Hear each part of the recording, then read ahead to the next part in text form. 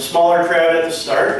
Parvez Chowdhury sends greetings to this event from Bangladesh. He has put together a book of poems by Canadian poets that are already published, and he has translated them into Bengali. So that's a really exciting thing. If you want some more information on it, you can look it up on newsforyou.ca, or make sure I've got your email and I'll send you the information. Max Layton, the eldest son of iconic Canadian poet Irving, Max Layton left his Montreal home at the age of 16 and has worked as everything from tobacco picker to vice president of a bank. His second book of poems from Guernica, In the Garden of I Am, has been called One Hell of a Book by Leonard Cohen. I know it must be good, obviously. Ladies and gentlemen, I'm really happy to be able to bring up Max Layton.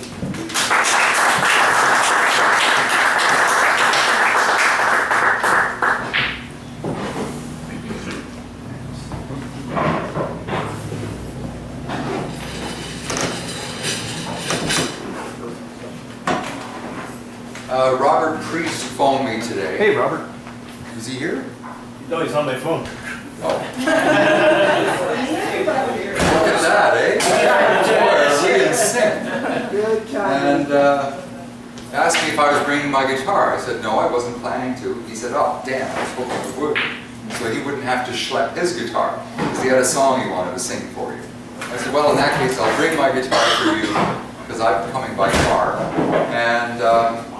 And then I'll sing a song, or maybe two if you like. But I'll read a few poems first.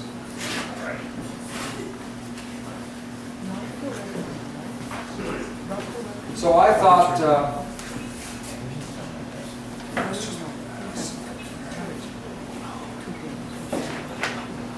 what I do is, that sounds a little better.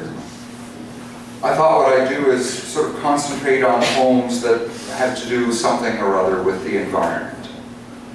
And this is not from my two books, but actually poems that I hope will come out next year.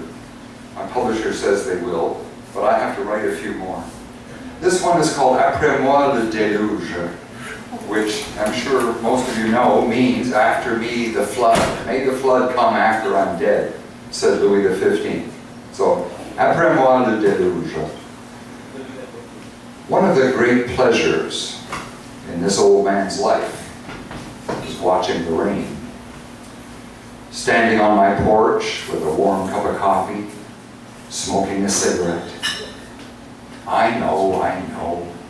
But at my age, what difference does it make? Friends and people much younger than myself, dropping like the rain all around me, dropping like flies. By the way, did you know that Beelzebub is Hebrew for Lord of the Flies? A book I taught for 20 years and never grew tired of, watching row upon row of innocent eyes grow wide as its meaning sank in. One of the many pleasures I used to have and now miss. So I smoke a cigarette and watch the rain flooding the dirt road in front of my house, listen to its hammering against the roof. I see a flash of lightning and count the seconds before the thunder comes shaking the world, like one of those gods I wish I could believe in. Me thrilled to think, this might be it. This might be the final reckoning, the deluge Louis XV wanted to miss. The idiot. I'd give my right arm and both my slowly dimming eyes to see the splendor of his raiment in the midst of this black firmament.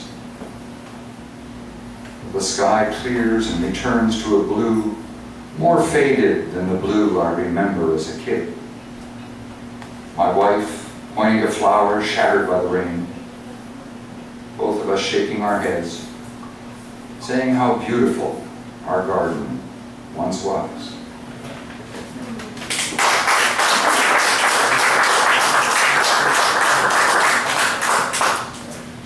Cross country. I don't know if I should say this or not, but it's hard to pick up a poem and it's just being read to you. So the cross in cross country skiing is also a cross that's we all have to bear. I broke trail yesterday, cross-country skiing through deep, deep snow that made a sunlit field a slanting plain of trackless white. All the way to the top of a hill where the sky was, the view worth the blood pounding in my head and the breath rasping in my lungs. I wrote a poem today, the lines breaking trail across the empty, field-like page, all the way to the bottom of the ravine on the hill's far side, where there's a spring that almost never freezes, where a few years ago I broke my arm and one of my 2 dogs, knowing I'd have to climb that hill again, lay down in the snow beside me. All the other went home, as if nothing had happened.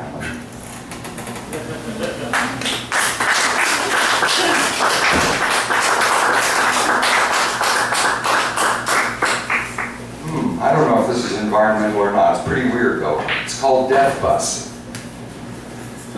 Of course I don't want to die, but if I must, I don't want to die in my sleep. I want a thrilling, mysterious death. One that leaves some seasoned detective drinking too much. The floor around his unslept-in bed strewn with mugshots and cigarette butts. I want him to admit that he's stumped, that he's never seen anything like it. I want my body washed for the autopsy. I want to see my blood draining, my ribs pried open, my heart held up to the light. I want the balding pathologist to notice, aside from the bullet holes, the tiny punctures between my toes. I want him to shake his head at what I had for lunch. I want him to observe that I seem to have swallowed a finger, perhaps my own, though hard to tell since my hands are missing. Years later, I want my killer to confess. I want him to say that though he tortured me horribly, I refused to stop my happy, childish chant. Yay, here comes the death bus, shining in the sun. All aboard. There's room for everyone.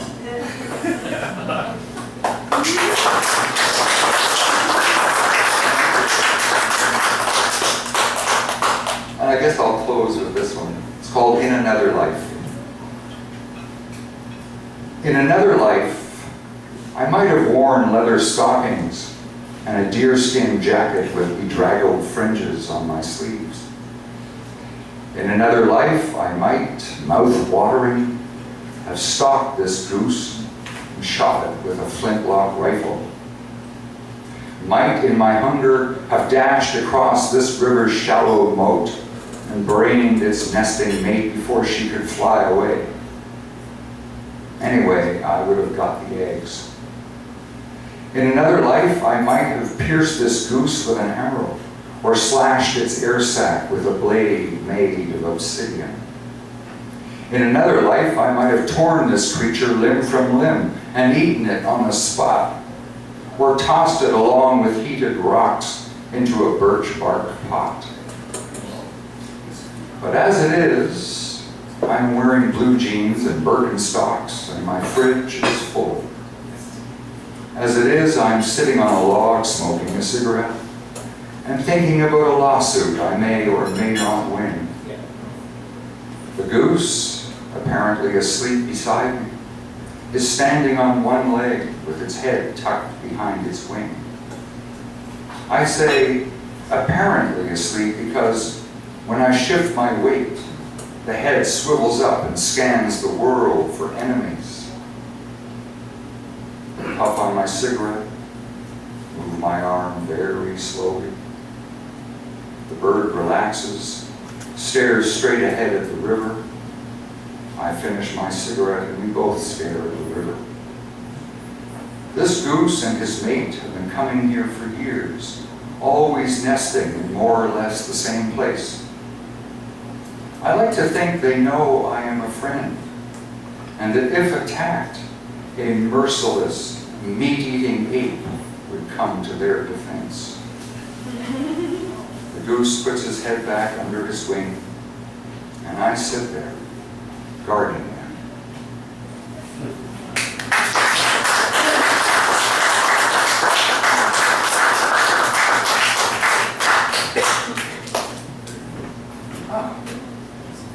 That last poem actually left me a little verklempt, as they say.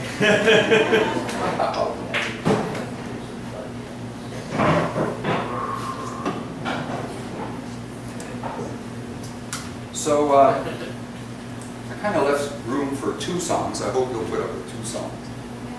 Do I have room, Patrick? People have spoken. Good. I'm only one poet. There's 100,000 of us, you know. Right. So, whoa, whoa, whoa, whoa.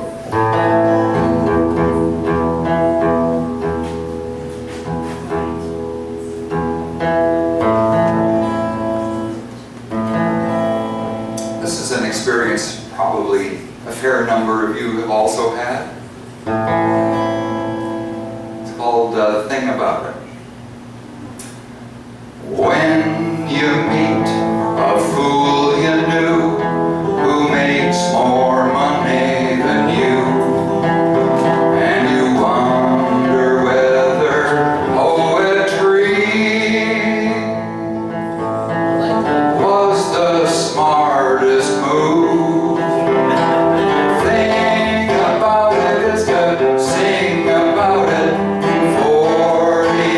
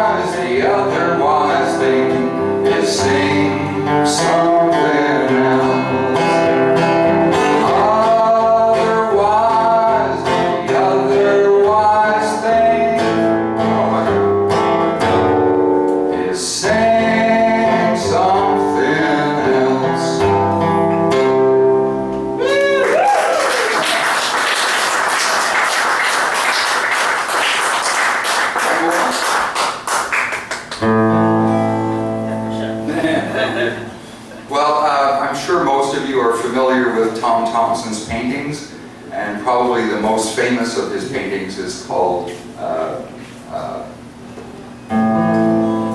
What's the week? Red maple? no, the Lone Pine.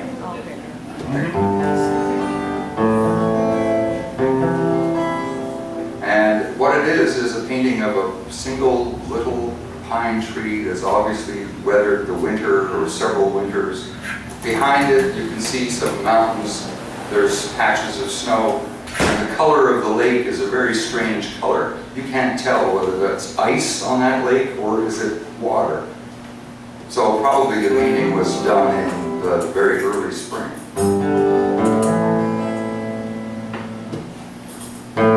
The song is just called Tom Thompson.